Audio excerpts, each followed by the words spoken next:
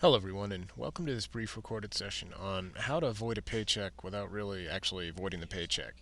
I know that happens from time to time, but it's really going to affect your payroll liability balance, as we know, in a very, very bad way.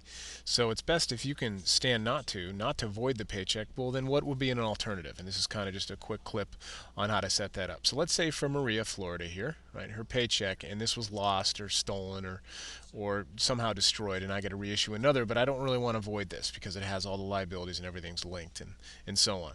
So either write down on a pad, or I got my notepad here. I want to put in the check number, and I'm going to put in the date that it was issued, because I want that exactly, and I want the net amount, 3.45. All these things I need to do, and you can remember her name if you want, or what have you. So those are the things I need to know on the notepad.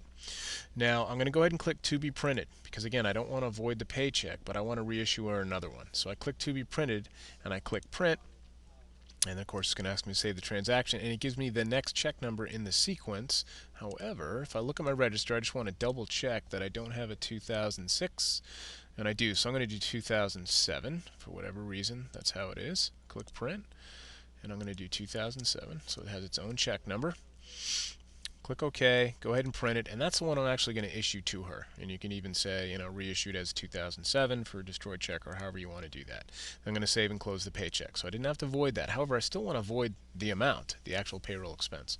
So now, having my notepad, I can now go to my just write checks, and just a regular check. Now this is the one I'm going to void for payroll expense. I'm going to bring up notepad and put in the number. So I want check number 83. And the actual same date, so 1/23/09. And of course, I want from the drop down, go down to my employees and choose Maria, Florida here. And of course, payroll expenses is the one I want for the exact net amount as the paycheck that I didn't void but reissued, 535.45.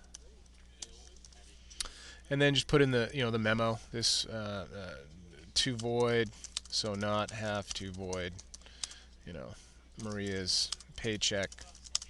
Now it's 2007, but really it was 83, which this is taken its place of.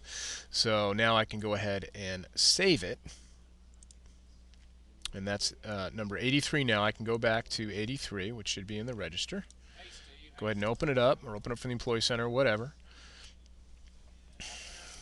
And now that I've saved it, and it has check number 83, now I want to go ahead and void it. So edit and then void, because I want to void this check in this amount. It's going to put the void in there. I click save and close and save the transaction, and I'm done. So now I've reissued the check and yet voided the payroll expense without ruining all those liabilities that were linked to the paycheck for Maria that was lost or damaged. I hope you found that helpful, and have a great day.